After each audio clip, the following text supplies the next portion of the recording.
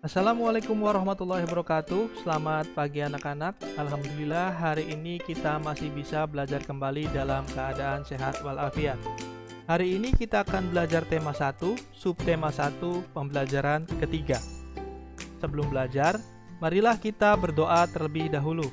Bismillahirrahmanirrahim. Rabbi zidni ilma warzuqni fahma waj'alni minas sholihin. Fokus pembelajaran pertemuan kali ini adalah PKN, IPS, dan Bahasa Indonesia.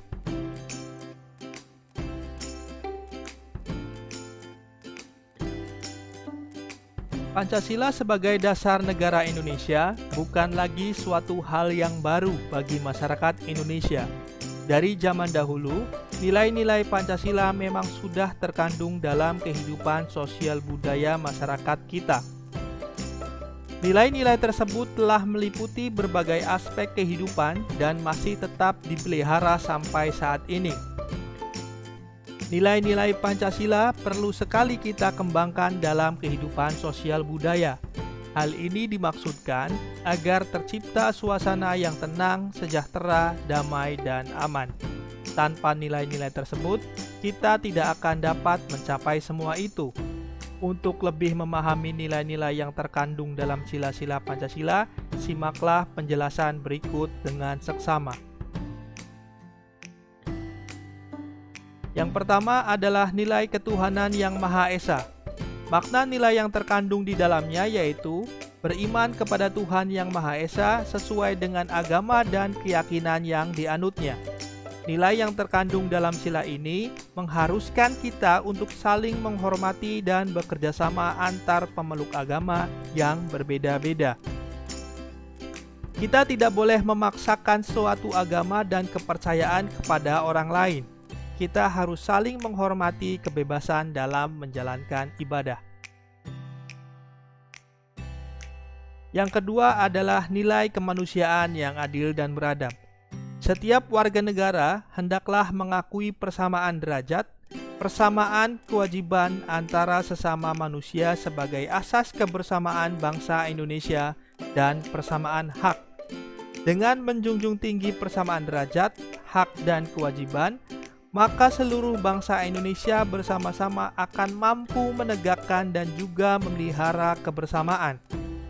Penerapan nilai ini dalam kehidupan sehari-hari adalah dengan mengembangkan rasa saling mencintai sesama manusia, sikap tenggang rasa, menjunjung tinggi nilai-nilai kemanusiaan, gemar melakukan kegiatan kemanusiaan, serta berani menegakkan kebenaran dan keadilan. Berikutnya adalah nilai persatuan Indonesia. Makna dan nilai yang terkandung dalam sila ini adalah menjaga persatuan dan kesatuan negara Republik Indonesia dengan menerapkan sikap cinta tanah air, rela berkorban demi bangsa dan negara, serta memajukan pergaulan demi persatuan dan kesatuan bangsa yang berbineka tunggal ika. Dan yang keempat adalah nilai kerakyatan yang dipimpin oleh hikmat kebijaksanaan dalam permusyawaratan perwakilan. Setiap warga negara memiliki kedudukan yang sama. Kedudukan yang sama tersebut hendaknya digunakan secara sadar dengan mengutamakan kepentingan negara dan masyarakat. Selain itu, warga negara Indonesia harus selalu mengutamakan musyawarah untuk mufakat dalam menyelesaikan suatu persoalan bersama. Penerapan dalam sikap sehari-hari adalah dengan mengutamakan kepentingan umum di atas kepentingan pribadi dan golongan, tidak memaksakan kehendak kepada orang lain, serta mengutamakan budaya musyawarah dalam menyelesaikan masalah dengan diliputi oleh semangat kekeluargaan. Yang kelima adalah nilai-nilai keadilan sosial bagi seluruh rakyat Indonesia. Kita harus menghindarkan diri dari sifat pemborosan, selalu bergaya hidup mewah dan perbuatan-perbuatan yang merugikan kepentingan umum. Bekerja keras dan menghargai hasil kerja keras orang lain sangat dibutuhkan dalam mewujudkan sikap kebersamaan. Di samping itu, harus dikembangkan pula sikap adil terhadap sesama. menghormati hak orang lain, serta menolong dan menghargai orang lain. Setelah kalian menyimak penjelasan tadi, selanjutnya silahkan kalian mengisi tabel mengenai sikap-sikap atau perilaku yang sesuai dengan nilai-nilai yang terkandung dalam sila-sila Pancasila. Berilah tanda centang pada kolom yang sesuai. Bisa dipahami ya?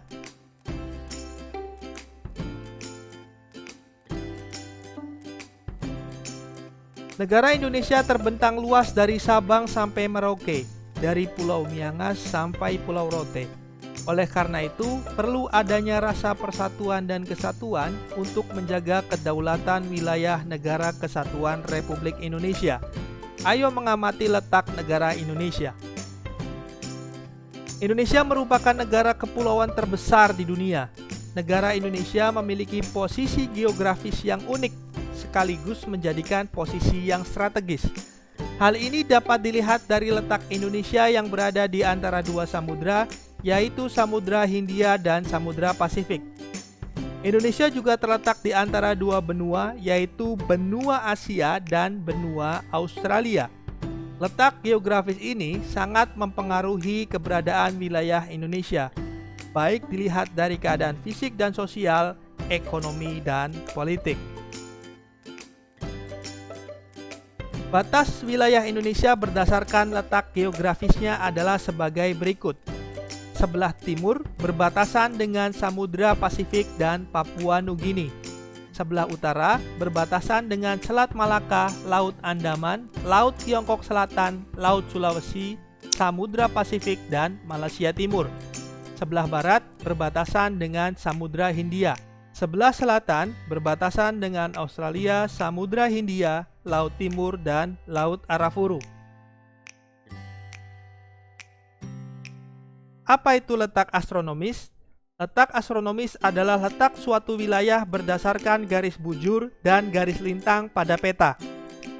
Garis lintang adalah garis khayal yang membentang secara horizontal di atas permukaan bumi. Garis lintang berfungsi untuk menentukan perbedaan zona iklim seperti tropis, subtropis, sedang, dan kutub. Karena berada pada garis lintang tersebut, wilayah Indonesia berada pada zona tropis. Artinya, Indonesia akan mendapatkan penyinaran matahari sepanjang tahun. Dampaknya adalah suhu udara cenderung tinggi, kelembaban tinggi, dan curah hujan yang tinggi. Garis bujur adalah garis khayal yang membentang secara vertikal di atas permukaan bumi. Garis bujur berfungsi untuk menentukan pembagian waktu di seluruh permukaan bumi. Setiap jarak 15 derajat ke arah bujur timur atau ke barat akan menunjukkan selisih waktu sebanyak 1 jam atau 60 menit. Dan wilayah Indonesia terbagi menjadi 3 wilayah waktu. Waktu Indonesia Barat, waktu Indonesia Tengah, dan waktu Indonesia Timur. Letak astronomis Indonesia terletak pada garis 6 derajat lintang utara sampai 11 derajat lintang selatan dan 95 derajat bujur timur sampai 141 derajat bujur timur. Indonesia merupakan salah satu negara yang dilalui oleh garis khatulistiwa. Garis khatulistiwa adalah garis khayal yang membagi bumi menjadi dua belahan, yaitu bumi bagian utara dan bagian selatan. Setelah mengetahui luas dan letak wilayah negara Indonesia, sekarang giliran kalian untuk mengetahui dan mengenali wilayah tempat tinggalmu.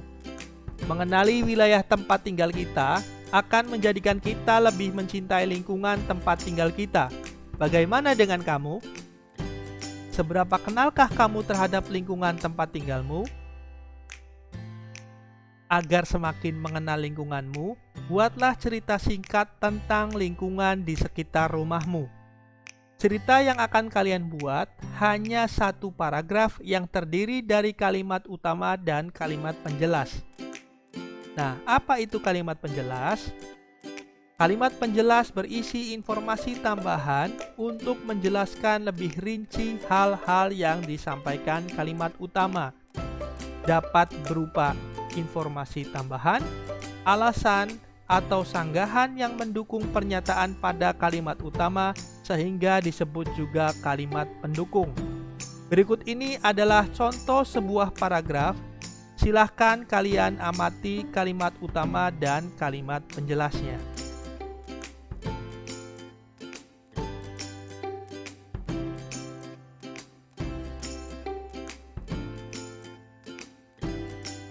Bisa dipahami tugasnya ya. Nah, demikian pembelajaran kita kali ini. Semoga ilmu yang kita dapatkan hari ini bermanfaat. Tetap semangat belajar dan selalu berbakti kepada orang tua. Terima kasih. Wassalamualaikum warahmatullahi wabarakatuh.